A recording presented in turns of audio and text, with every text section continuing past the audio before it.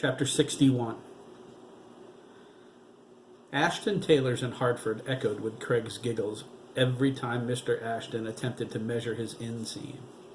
Craig stood on a step stool in the back room of the shop, wearing a formal white shirt and a pair of Jeremy's Calvin Klein underwear from last year. Suits and shirts of all kinds hung around them. Chris and Jeremy looked at each other.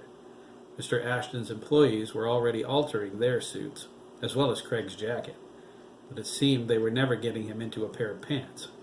Mr. Ashton tried again. Craig stooped over, laughing hysterically. Jeremy snorted, trying to hold in his laughter. There wasn't anything funny about this, but every time the tailor touched the inside of Craig's thigh, Jeremy felt a tickling sensation on his own. It was driving him crazy. "Come on, Dougan," Jeremy whined, adjusting his seat, trying not to laugh. "I can't help it," Craig giggled. "It tickles." "It's not like there's much there to tickle, Craig," Chris grumbled, crossing his legs. "You are the expert," Craig replied. It was funny how easily that remark came to him. Craig never considered himself particularly quick-witted, but Jeremy, he was the wit master. Mr. Ashton took advantage of the momentary distraction. He ran the measuring tape from Craig's groin to his ankle. He stood up and shifted his weight to one side. He placed a hand on his hip as he checked the measurement. He snapped his fingers and sashayed out of the back room toward the sewing machines. Jeremy looked at his brother and smiled. "If you say one word," Chris warned, "I'll brain you." "Walks like a lady," Jeremy sang, and burst out laughing. Craig joined him while he tried to get into the jeans Jeremy lent him. It was a good thing there was meat in his buttocks to hold them up, since Jeremy didn't have a belt to give him. The Levi's were a little big on him. Chris offered him a bandana to tie around his waist, but Craig declined. The only ones he had were pastel. Craig hated pastels. At least today he did. That was funny too. He didn't remember hating them yesterday. Jeremy grabbed a piece of string off of Mr. Ashton's desk and tied two of Craig's belt loops together. Craig smiled at him. Jeremy mocked a frown. "I'm tired of looking at your crack, Craig," he said. "You want to be a plumber?" Craig patted him on the head like a good doggy and smiled at the way Jeremy's hair felt. It was thick like wire, but soft, not kinky like a Brillo pad. He stepped off the stool and bent over for his sneakers.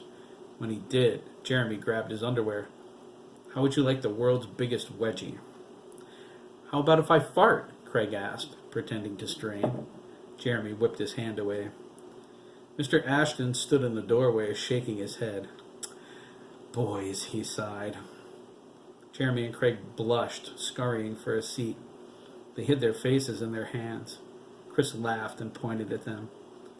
"No touchy-feely back here, okay?" Mr. Ashton lisped. Dean Ashton was 5'8", with curly, balding orange hair and a beard. He was as thin as a rail and moved like he had ball bearings in his hips. He ended his sentence with two snaps up and grabbed a box of sewing needles. Chris practically fell off his chair. Jeremy shoved him to help him on his way. He landed on the floor, but grabbed his brother's ankle, trying to pull him down too. Craig took hold of Jeremy in a McKee tug-of-war. Chris pulled, threw his weight back, and yanked them both on top of him. Thomas had been out in front, paying for the suits with his American Express gold card. He appeared in the doorway. He cleared his throat, and the boys froze. Chris was on the bottom with Craig's butt in his face. Jeremy was lying across his midsection, holding onto his leg. They looked up and smiled. "Hi, Dad," Jeremy said. Chris was showing us some of his moves. "In your dreams," Chris cried. He grabbed Craig by the belt loops and tossed him aside. Whoa, he thought, he's heavy. He pushed up with his leg, and Jeremy fell on his stomach in front of his father. Thomas shook his head. He thought, at least they're handling this Dan thing well. "Will you get off the floor, please?" he sighed. "You're going to give Queen Ashton a coronary." "I'll have you know, Thomas," Mr. Ashton said, sashaying past him, "that I'm not a queen today. That's Saturdays." He held out his hand and helped Jeremy up. He brushed him off and continued, Even though Jeremy's gorgeous blue eyes set my tiny little heart aflutter, he's much too young for me. Jeremy flushed again. Mr. Ashton turned to Thomas. You, on the other hand, well, you know how I feel. You've rarely let me forget.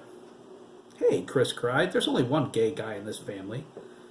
It's you, Mr. Ashton nodded. He held his hand to his chin. I saw that a mile away. You set my gaydar off with a resounding ding, ding, ding. Ooh, I love green eyes, too. Chris smirked. Mr. Ashton shook his head. Thomas, would you take your suits and get this raging bag of hormones out of my shop? Thomas asked, is this what I have to look forward to, having a gay son? Honey, Mr. Ashton replied, just wait until you see his prom date. Thomas grabbed the suits off the table behind him. The black pinstriped one was for Chris, the straight black for Jeremy, and the navy was for Craig. Jeremy and Craig followed him, shaking their heads. Chris pulled Mr. Ashton inside for a second and hugged him.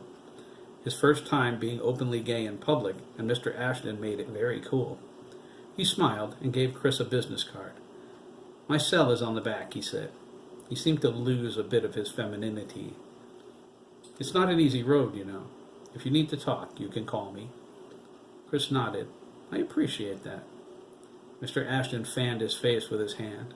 Chris walked out the front door, climbed into the Porsche, and Thomas drove them away.